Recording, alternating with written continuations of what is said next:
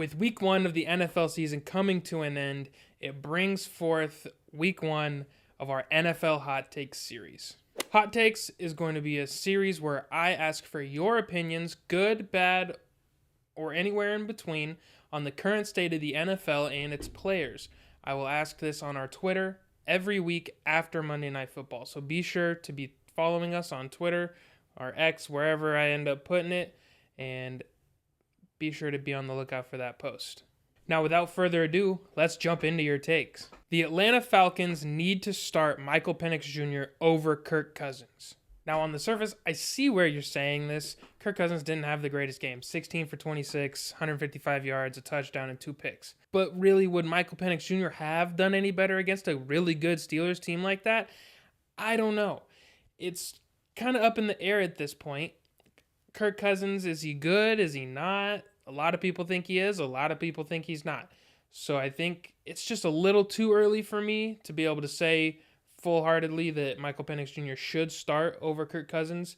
But I think if he continues to trend down this path, I think it might be something that we need to consider.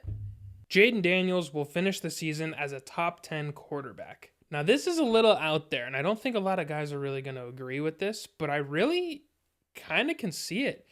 Didn't have the greatest passing game yesterday or on Sunday, whenever you're watching this video, but 17 for 24 with 184 yards. It's not bad. Didn't throw a pick, didn't throw a touchdown either. Need to find a way to get the receivers involved a little bit more. But you also 16 carries for 88 yards and 2 touchdowns. Like that's no slouch in his first ever NFL regular season game. I think he'll only get better as the season goes on. I think he will start tearing up some of the lower level defenses and start learning from that, and then be able to carry it over into the bigger, little more tough teams. Yeah, I think that there is a shot for him to become top 10 quarterback by the end of the season. It's a stretch. I could see top 15 for sure, but he's going to have some monster numbers to hit the top 10. Devon Achane's week 1 utilization as a receiver and his goal line touchdown indicate he's a top 3 PPR running back the rest of the season. This is something I sadly am going to agree with, only because I had to play him this week and I had Raheem Mostert, and I was completely wrong in that I thought Mostert was still going to be the number 1 back, but obviously that is not true. As long as he can stay healthy, I think there is without a doubt Devon Achane can be the number 1 running back in fantasy, and I don't think that anyone could come close to taking that from him. Only one I could possibly see is Saquon, and that's if they continue to use him like they did against the Packers in Brazil.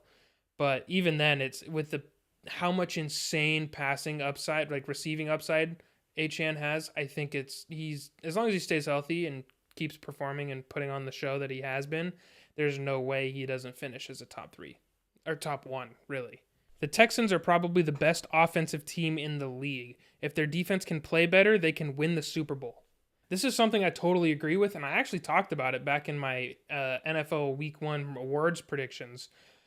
I said that I think the Texans are going to have the number 1 offense, and I think C.J. Stroud's going to be the leader of it and win MVP.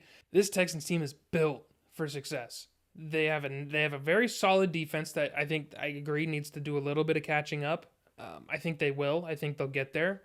It's always the first few weeks of the season are very offensive based because defenses have to kind of tune and learn what the different offensive play calling and schemes are looking like for the season. It happens every year. You have a lot of high scoring games in the beginning of the season, and then once you get mid-season, late season, it becomes a defensive battle. So I do think that the Texans defense will get better, but I do think the offense will also keep getting better. That offense is stacked. Outside of C.J. Stroud, obviously you have Joe Mixon, Stephon Diggs, Nico Collins, who had that insane game-sealing catch basically towards the end of the fourth quarter. Can we just talk about that for a second? That's your wide receiver 2. And then you have the speedster Tank Dell, who I think is awesome. He'd be a wide receiver 1 on almost any other team. This team is built for success, and I really do think that if they can stay healthy and the defense can figure it out, which I think they will, they can absolutely make a run at the Super Bowl. The Patriots have found a formula that'll place them at the very least in the hunt until Week 16. Now, that is probably one of the wilder takes that I've seen. Yeah, they beat the Bengals, but let's overhype it for what it is. Joe Burrow always plays like the fourth worst quarterback in the first 3 weeks of the season and then turns it around and plays at an MVP level.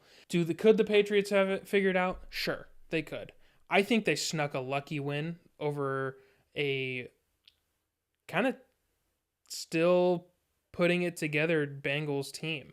I mean, you got Jamar Chase 2 days prior, who was only doing indie drills for those 2 days. You don't have T. Higgins, so you had to rely on a lot of other guys. Zach Moss's first game, Joe Burrow's first game back from injury. So I think the Bengals, they really took this as another preseason game. I don't think they're going to be in any spot to be worried come the end of the season after this. But I really don't think this is like a stamp of approval on the Patriots at all. The Lions will win the 1 seed and the division. They beat a formidable Rams team and barely used their best player in Amon-Ra St. Brown.